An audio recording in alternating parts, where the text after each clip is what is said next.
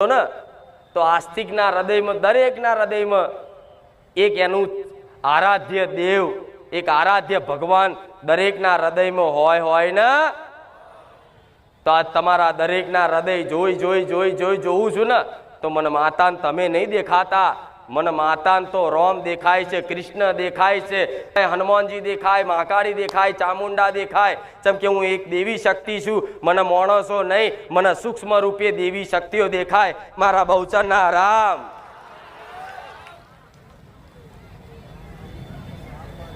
આજ મારા સાનિધ્યમાં હનુમાનજીનો વાસ છે, રામનો વાસ છે, શંકરનો વાસ છે, કૃષ્ણનો વાસ છે. દરેક દેવી દેવતાઓ મારા સાનિધ્યમાં આવે છે. આ એટલે આ ધામ દિવસે દિવસે દરેકને વાલું લાગતું જાય છે.